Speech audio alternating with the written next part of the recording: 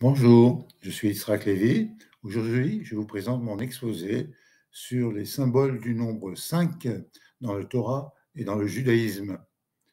Hamisha, miyodea, Hamisha, ani yodea, Hamisha, chumshe Torah. Et oui, les 5 livres de la Torah. Mais il y a beaucoup à dire autour du nombre 5. Nous allons examiner ceci ensemble. En voici le sommaire. Je vous laisse le lire.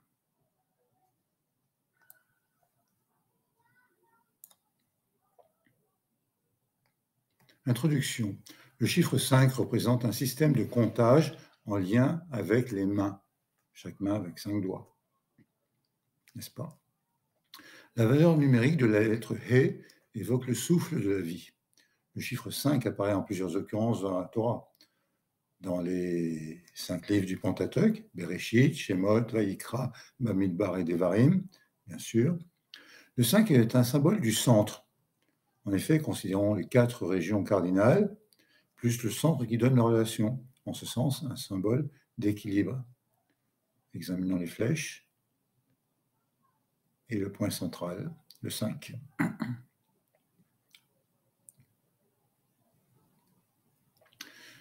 Parcourons la Torah dans Bereshit, dans le tout premier paragraphe, le premier jour. Bereshit, bara Elohim, et Hashamaim, et Haaretz, etc. On distingue 5 fois l'occurrence du mot or. Le Midrash, Bereshit Rabbah, nous fait remarquer que ce mot or apparaît 5 fois, cela pour nous enseigner que la lumière divine, or, Ein Sof, est infusée dans les 5 livres de la Torah. Dans ce chapitre 1, les versets 20 à 22, voyez ce qui est écrit à propos du 5e jour.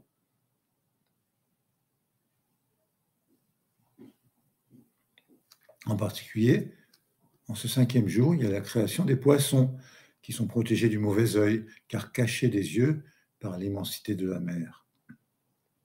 Dans la Parasha Vayera, au chapitre 18, verset 28, Abraham négocie avec la Kadosh Baruch à propos le sauvetage de ces villes.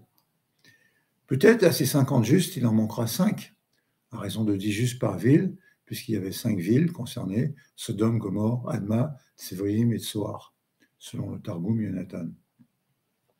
Et donc Abraham exprime, « Détruirais-tu pour 5 une ville entière ?» Dieu répondit, « Je ne sévérai point, si j'en trouve 45. » Dans la Parasha Miketz, chapitre 43, verset 33, Joseph fit porter à la table où ses frères étaient présents des cadeaux. La part de Benjamin était 5 fois supérieure à celle des autres. Et donc tous buvèrent et s'enivrèrent ensemble. Selon Rachi, 5 fois, une part égale à celle de ses autres frères, à lesquels sont venus s'ajouter la part de Joseph, celle d'Osnat, sa femme, celle de son fils Ménaché et celle de son fils Éphraïm. Dans la Parasha Vaïgash, Joseph, il donna à tous individuellement des habits de rechange. Pour Benjamin, il fut présent de 300 pièces d'argent et de 5 habits de rechange. Un peu plus loin, Joseph, il prit une partie de ses frères, 5 hommes, et les mit en présence du pharaon. Rachi, le traité Bereshit Rabbah, dit à ce sujet, parmi les 10, eh bien, les moins robustes, ceux qui n'avaient pas l'air forts, car si Pharaon les avait trouvés robustes, il en aurait fait des soldats. Les moins robustes étaient Réhouven, Shimon, Lévi, Issachar et Benjamin, ceux dont Moshe ne répétera pas les noms lorsqu'il les bénira dans la paracha Devarim, chapitre 33, tandis qu'il mentionnera 2 fois le nom des plus forts.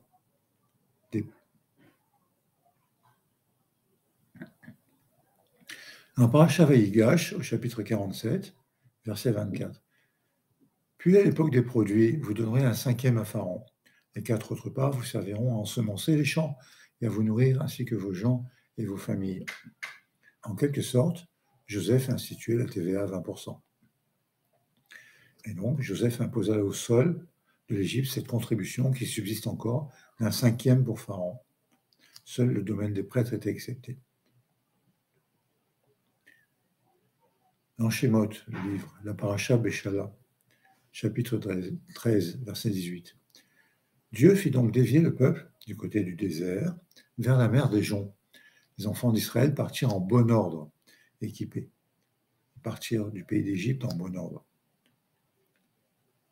Les Hamushim, Ralou, Béné Israël, Meretz Misraïm. Explication du mot Hamushim, selon Rachid. Ils sont sortis d'Égypte à raison seulement de 1 sur 5, Hamisha, les 4/5 étant morts pendant les 3 jours de ténèbres. Dans l'Exode, la paracha Yitro, chapitre 20, versets 2 à 11. Sur les 2 tables de pierre ont été écrites les paroles de Hachem, soit sur chaque table 5 commandements. Il y a d'abord la table des relations de l'homme vis-à-vis de son créateur, les relations Ben Adam Lamakom. En 1, je suis l'Éternel ton Dieu qui t'a fait sortir du pays d'Égypte, d'une maison d'esclavage. En 2, tu n'auras point d'autre de Dieu que moi, tu ne te feras point d'idole, etc. En 3, tu n'invoqueras point le nom de l'Éternel ton Dieu à l'appui du mensonge. En 4, pense au jour du Shabbat pour le sanctifier. En 5, honore ton père et ta mère, afin que tes jours se prolongent sur la terre que l'Éternel ton Dieu t'accordera. Et oui, ce 5e commandement relève du rapport entre l'être humain et son créateur. Et en parallèle, sur la 2e table, la table des relations entre les personnes, Ben Adam Lachavero, avec 5 commandements également. Ne commets point d'homicide, 1. Ne commets point d'adultère, 2. Ne commets point de vol de personne, c'est-à-dire d'enlèvement, 3. Ne rends point contre ton prochain un faux témoignage, 4. Et ne convoite pas la maison de ton prochain, ni la femme de ton prochain, ni son esclave, ni sa servante, son âne ou son bœuf. Le 5e des commandements qui régit les relations humaines. Dans l'Exode, dans la paracha Mishpatim, chapitre 22, verset 1. Si quelqu'un dérobe un bœuf ou une brebis, puis égorge devant l'animal, alors, s'il est pris sur le fait, il donnera 5 pièces de gros bétail en paiement du bœuf. 4, s'il s'agit d'une brebis. Rabbi Meir enseignait. Viens voir comment est grande la valeur du travail. Pour le vol d'un bovin que l'on a empêché de travailler, on devra payer le quintuple, tandis que pour un mouton que l'on n'a pas empêché de travailler, on ne payera que le quadruple. C'est ce qui est rapporté dans Maseret Baba Kama, page 79b. Dans la paracha Teruma, chapitre 26, verset 3, il s'agit de la construction du tabernacle et ses garnitures. Donc en particulier, il y a les tapis. Les tapis, eh bien, 5 des tapis sont attachés l'un à l'autre et 5 autres seront joints de la même manière. De même pour les traverses en bois de chittim, 5 pour les solives d'un côté du tabernacle, 5 autres pour les solives du second côté du tabernacle, et 5 traverses pour les solives du côté postérieur occidental. Toujours dans Teruma, un peu plus loin, Paroquette, le rideau pour l'entrée de la tente, eh bien, tu feras pour ce rideau 5 piliers de chittim, et tu mouleras pour eux 5 socles de cuivre. Toujours dans Teruma. Puis tu feras l'autel en bois de chittim, 5 coudées de longueur, 5 coudées de largeur, l'autel sera carré, et 3 coudées de hauteur. Donc pour l'autel des sacrifices, considérons une coudée, c'est ce qui va de ici jusqu'à l'extrémité, 46 à 48 cm, donc 5 coudées, environ 2,30 m à 2,40 m. Longueur du parvis, 100 coudées, largeur 50 coudées, la hauteur 5 coudées. Donc le parvis était entouré d'une clôture de 2,30 m à 2,40 m, qui était faite, ce n'était pas une clôture, c'était un rideau en toile de lin retors avec socle de cuivre. Dans la paracha Tetzavé, chapitre 28, verset 5, et ils emploieront l'or, l'azur, la pourpre, l'écarlate et le fin lin. Ils confectionneront les ors, l'éphod en or, azur, pourpre, écarlate et lin retors artistement brochés. Voici les habits du Kohen Gadol. Le commentaire de Rashi. Ces 5 variétés étaient torsadées dans chaque fil. Comment procédait-on? On laminait l'or en minces plaquettes que l'on découpait en fils. On tissait un fil d'or avec 6 fils d'azur, un autre fil d'or avec 6 fils de pourpre, et ainsi de suite avec l'écarlate et le lin. Toutes ces variétés comportaient 6 fils torsadés ensemble, et un fil d'or était entrelacé avec chacune d'entre elles. On les retordait ensuite tous ensemble, ce qui fait que chaque fil en comportait 28. C'est ce qu'on nous apprend dans le traité Yoma. Et c'est ainsi qu'apparaît l'éphod sur la tenue du grand prêtre. Dans la paracha Vayakel, au chapitre 36, verset 9, à propos des tapis, donc on donne les dimensions de chaque tapis, et après on attache 5 des tapis bout à bout, et de l'autre côté 5 tapis également bout à bout.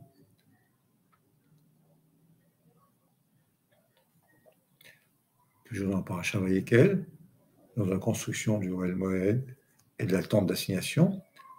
Donc on fait les traverses en bois de chittim, 5 pour les solives d'une phase du tabernacle, 5 autres traverses pour les solives de la seconde phase du tabernacle, et enfin 5 pour les solives du tabernacle, situées du côté postérieur vers l'Occident. Le rideau pour l'entrée de la tente, comme ça avait été dit, avec 5 piliers, le crochet, et 5 socles de cuivre. La construction de l'holocauste pour les sacrifices, comme ça a été dit précédemment, 5 coudées de longueur, 5 coudées de largeur et 3 coudées de hauteur. Le rideau portière du parvis, lui aussi, avait des dimensions qui comportent le nombre 5, 20 coudées de longueur et hauteur formée par la largeur 5 coudées. Passons à présent au livre du Lévitique, Vaïkra. Il est à remarquer que 5 types de sacrifices sont mentionnés dans Vaïkra. Il y a d'une part le Korban Mincha, c'est l'oblation. C'est un don consenti en nature. Ensuite, il y a le Korban Reshit, c'est l'offrande des prémices. Mincha Bikurim. Ensuite, il y a Zevat Shelamim, ce sont les sacrifices rémunératoires pour demander la paix. En 4, il y a le Korban Khatat, c'est un sacrifice expiatoire suite à un péché. Et en 5, il y a le Korban Hacham, qui est une offrande délictive, qui fait suite à une faute, en ayant tiré profit d'une chose sainte. Dans la Paracha Kedoshim, chapitre 19, verset 15.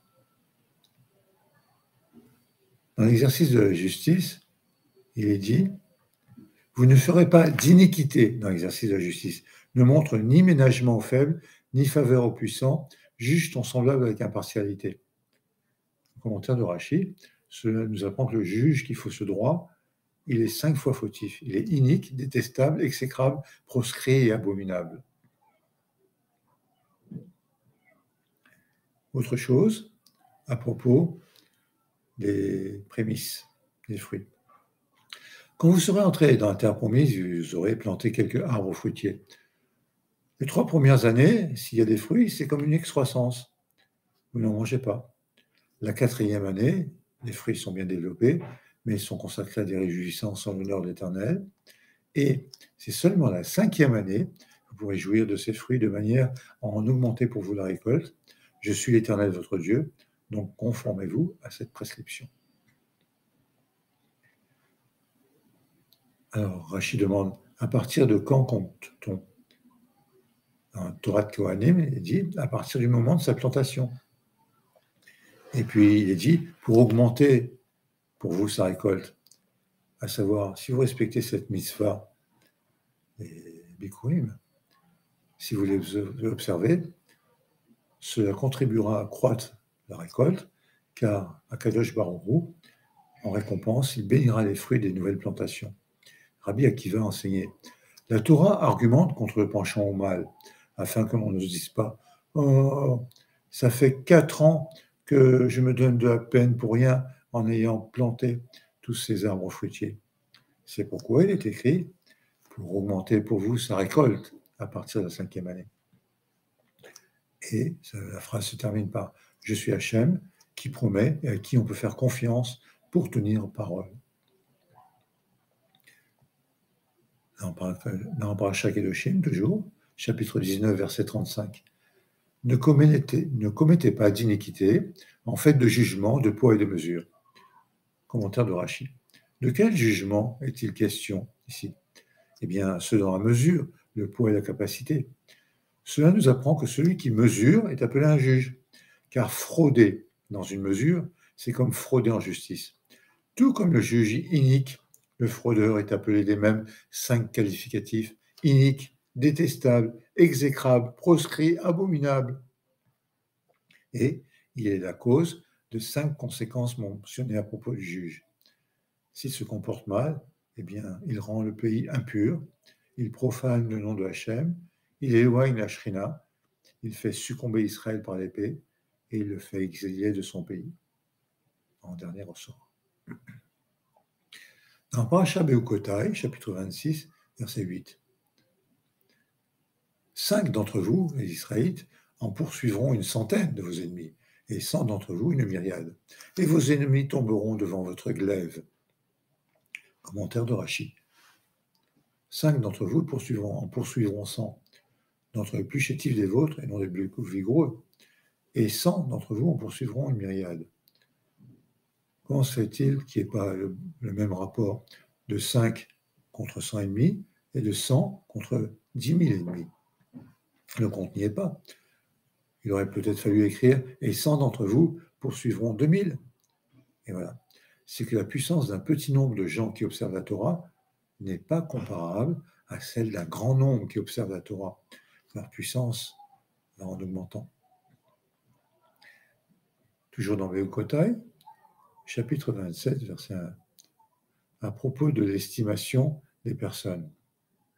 Il y a ce qui concerne l'homme de 20 à 60 ans, 50 shekels, la femme, 30 shekels. L'évaluation d'une personne, erkecha, ne signifie pas ici valeur marchande. Que celle-ci soit élevée ou modique, l'évaluation dépend de l'âge exclusivement.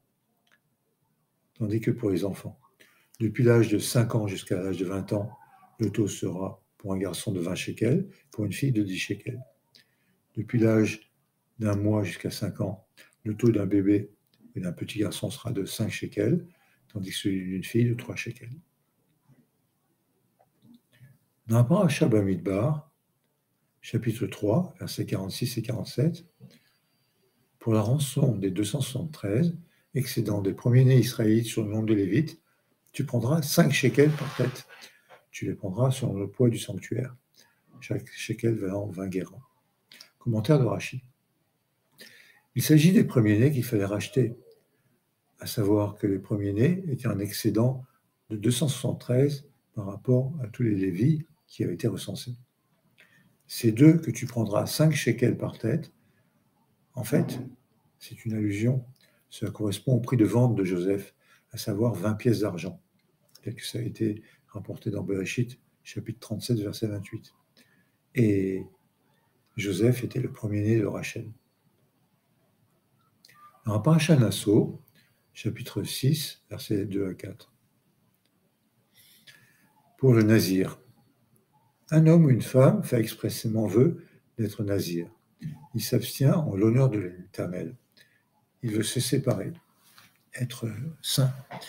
Alors il s'abstiendra de vin, de boissons enivrantes, ne boira ni vinaigre de vin, ni vinaigre de liqueur, ni une infusion quelconque de raisin. Il ne mangera pas de raisin frais ni sec. Tout le temps de son abstinence, il ne mangera aucun fruit de la vigne, depuis les pépins jusqu'à l'enveloppe. Commentaire de Rashi.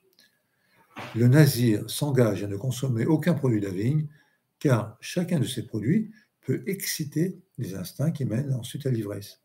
Rambam, dans son Sefer Mitzvot, dit à ce propos, chacun des 5 produits, à savoir le vin ou le jus de raisin, correspond à mitzvah négative numéro 372. Le raisin frais, c'est un mitzvah numéro 373. Le raisin sec, mitzvah numéro 374. Les pépins de raisin, mitzvah négative numéro 375. L'enveloppe des raisins, la mitzvah numéro 376. Eh bien, chacune fait l'objet d'une interdiction particulière, telle que rapportée Mesachet Nazir, chapitre 4, verset 2. Et tout ceci pour le volume minimal d'une olive. Un parasha Nasso, chapitre 7, des versets 12 jusqu'à 83. Donc chacun des 12 princes de tribu d'Israël fait une offrande. On commence par l'offrande de Nachon, fils d'Aminadab, de la tribu de Juda. Chaque offrande était composée de nombreux présents. Et pour le sacrifice de rémunération, il y avait 2 taureaux, 5 béliers, 5 boucs, 5 agneaux d'un an. Ce n'est pas par hasard. Si ce chiffre de 5 a été choisi par chaque prince, pourquoi? Rachi commente. Des béliers, des boucs et des agneaux. Les 3 sortes d'animaux font référence aux Kohanim, aux Lévim et aux Israélites, ainsi qu'aux références à la Torah, prophète et géographe. Les 3 fois 5 correspondent aux 5 livres de la Torah, les 5 commandements gravés sur l'une des tables, les 5 commandements gravés sur la seconde. Rachi dit, j'ai recueilli ces données auprès de Rabbi Moshe Hadarshan. Un parasha Be'alotera, chapitre 8, verset 19.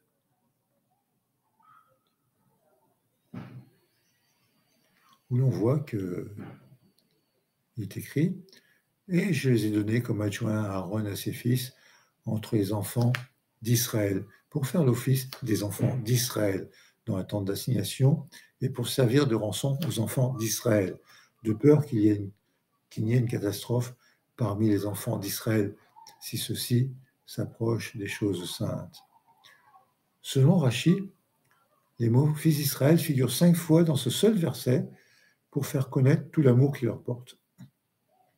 Leur souvenir est mentionné dans le seul verset autant de fois que la Torah contient 2 livres, les 5 livres. Donc, ce verset 19 est remarquable, car à lui seul, il contient 5 fois la mention de Béné Israël.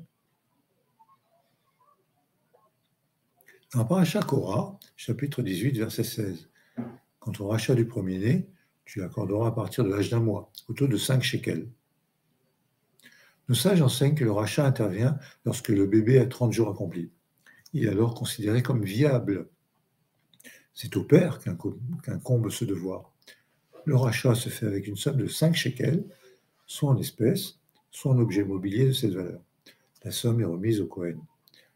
Le Pidyon Aben ne s'applique pas aux Kohanim ni aux Lévi.